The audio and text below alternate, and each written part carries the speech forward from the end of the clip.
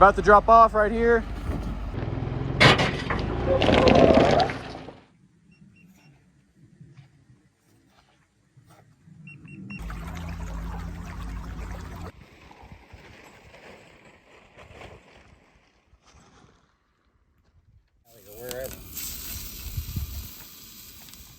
Good morning, guys. Cody here, and welcome back to the Driven Mad channel. So in today's video, we're going to be taking the Bronco and the 392 to top of the world. Have fun going up there and just kind of seeing what these can do. Now, both of these are basically stock. This one is a stock Bronco Badlands with the Sasquatch package, so 35s, front and rear lockers. And obviously the 392 is also stock, front and rear lockers, sway bar disconnect. And the only thing I've added is 35s. Compared to the stock 33s. So anyways, we're gonna leave our campsite and head up there. So I'll catch up with you guys once we actually get to the start of the trail.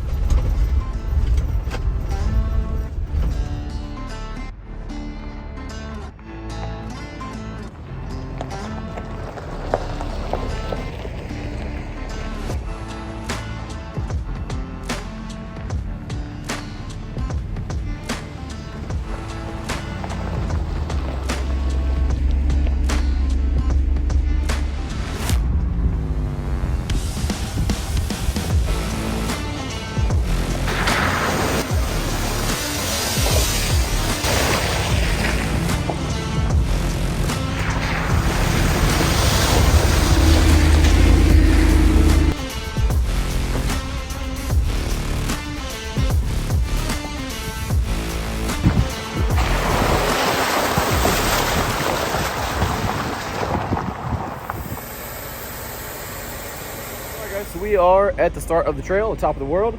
We already got everything aired down, which if you are going to come to this trail, as soon as you pull off, you have to go to right before Dewey Bridge. And I mean right before Dewey Bridge, you got to pull off to the right from Highway 128. It's along the Colorado River. And I'd go ahead and recommend airing down as soon as you pull off, just because it's kind of a rough road and it just makes it a little bit better. So we got the 392 over there. So yeah, let's go ahead and get started.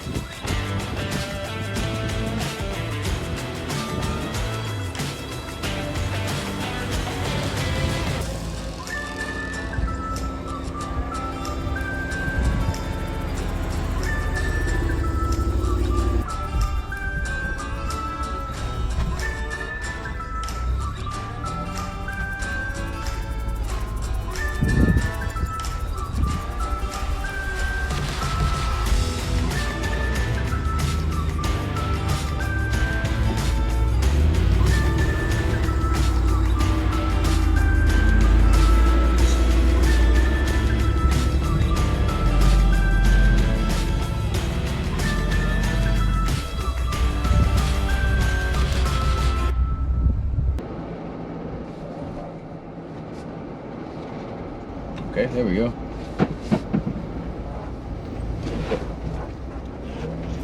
Yay! Got a little bit of tire squeal, that's cool.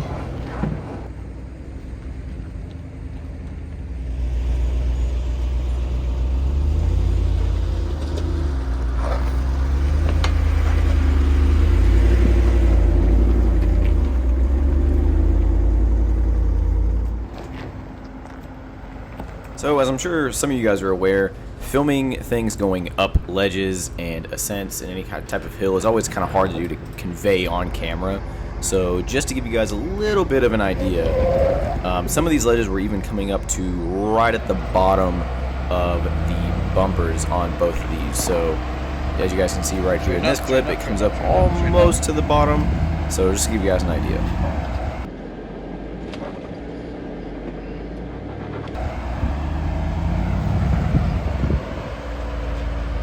Coming.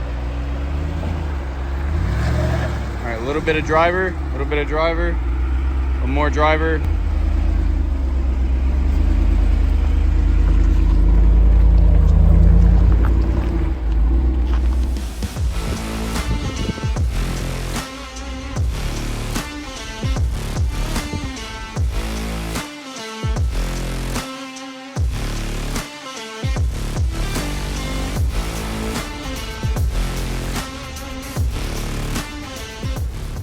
So I'm having to walk back down the trail because in the excitement of moving on, I left my tripod at the side of the trail. So I'm out of breath. But yeah, I have to go walk back and grab the tripod, then walk all the way back. Oh man, what a dumb move. Anyways, see you guys in a bit. Good news is I found it. Now I'm walking back uphill and I hate my life. So yeah. Whoo! Being at elevation and then when it's 90 degrees and walking uphill, it's a combination for tiredness. So I think when I get back, we're just gonna eat and take a break.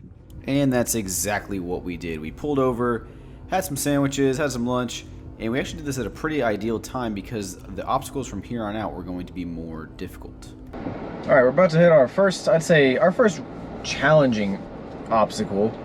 And we'll just see if I make it. I'm gonna go ahead and lock the rear diff just to be safe.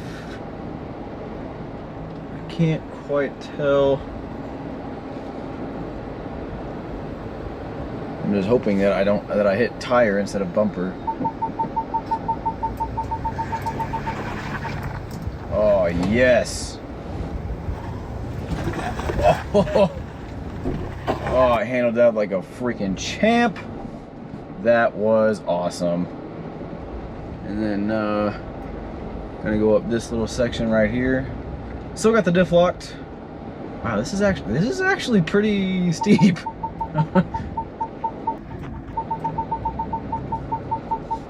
All right, what is that? That's Jesus.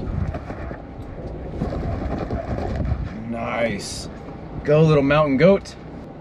That was legit. That was awesome. As you guys can tell, I'm not excited. All right, so now it was my Pops and the 392's turn to hit this, and we'll see how they do. All right, rear differential.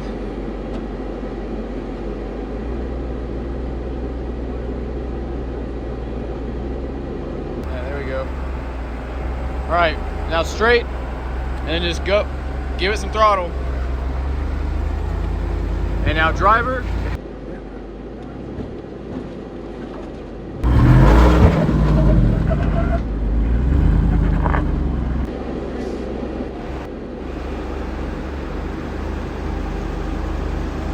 A little bit more throttle. All right, now start to cut driver. Driver. There you go.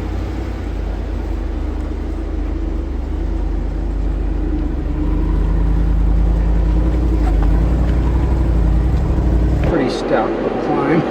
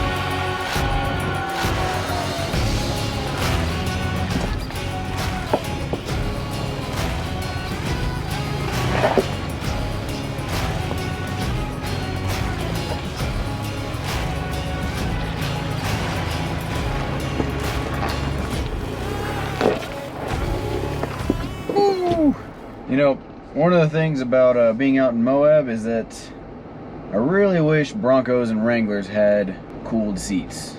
Oh, there we go, fight for some traction.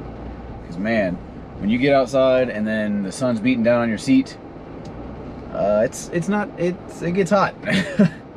So Ford, Jeep, add some cooled seats.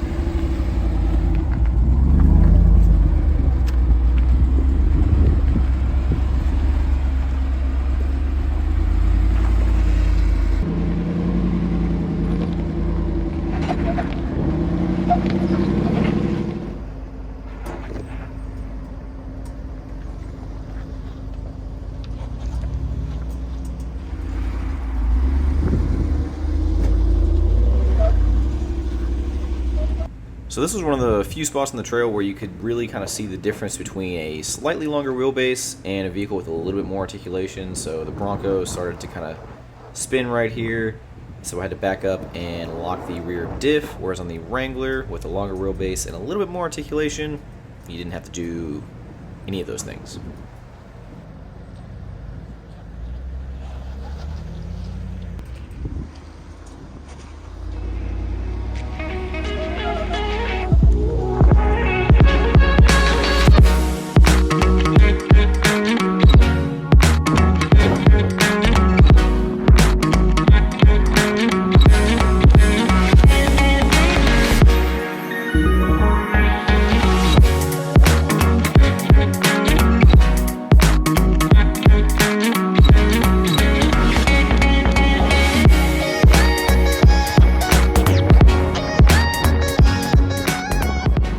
Alright guys, so we are at top of the world, and it's actually really windy up here, but here it is. So yeah, it's super crazy the way it looks. Again, I apologize for the wind noise. It is super windy up here, but what's also really cool is we're the only people up here. It's just us. And man, just looking at that right here, just imagining that if someone accidentally put it into drive, that they're just going to fall to their death. It's pretty wild. So yeah, anyways guys, we'll probably stop, have a little bit of a snack. If you guys can see, the Bronco is over there. Get a little bit of some snack action going. Anyways, we're gonna hop back in the cars and get going. Alright, so before you get back on the main part of the trail, you have to do a loop that meets up with the main part, and this was actually the hardest part of the trail because some of the ledges were really hard to gauge without getting out and looking at them, plus you were going down, and so I may have banged the Bronco up a few times, but this was a lot of fun and also a little stressful. Okay, now a little bit of passenger, little passenger. Okay, whoop, straighten up, straighten up. All right, right there. Slowly come down. You got about 6 inches, 3 inches, right, slow, slow, slow. So the next few sections that you guys are about to see was actually probably the hardest stuff that my pops has had to do when off-roading, so it was kind of fun to watch him kind of get through all this stuff and drive the 392. There you go, there you go. Just slow, nice and slow, nice and slow. Start to straighten the wheel, right, leave it right there, right there. Slow, you're about to come down on both ends. Keep coming, keep coming. You're about to drop off right here. There you go. Bit more passenger. You're about to drop there you go. Keep it straight. As you start to come down, so you got 6 inches, that wheel's about to drop. Keep coming down. All right, now it's turning driver. There you go. Keep it right there. Keep it right there. All right, a little bit more driver. A little bit more. Keep coming. Keep coming. Keep coming. Now start to give it a bit more passenger. Passenger. All right, then you're good. Just walk it down.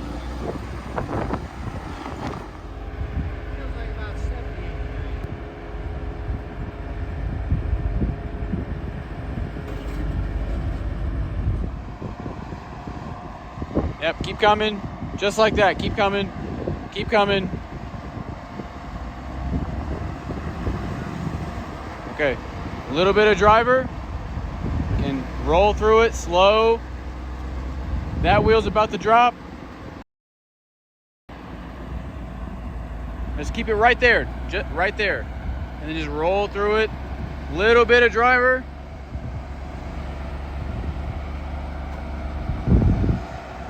Okay, a little bit of driver.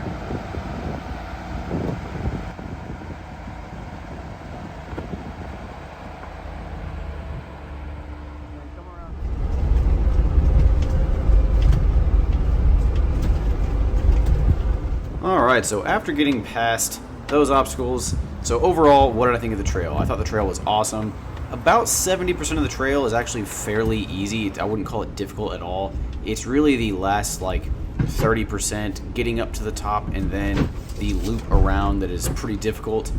So I would recommend at minimum 35s are required for this trail, but depending on what type of vehicle you have, you might need bigger tires or a lift. For example, there's a guy with a Gladiator who had stock 33s and he had to stop right here at this obstacle because every time he attempted it, he kept bottoming out. I'd say if you have a Gladiator, you're probably going to need, I'd say 37 or 35s plus a lift just to make sure you don't hang yourself up. Anything else, probably 35s you're going to be solid on, maybe a rear locker, but if you have good tire placement, you can probably make it without it. So overall, trail was awesome, really enjoyed it, and I hope you guys enjoyed the video as well. If you did, make sure to give it a like and subscribe for more videos, and the next video out in Moab will be a little bit of dune action with both the Bronco and the 392. So anyways guys, thanks for watching, and I'll see you in the next one.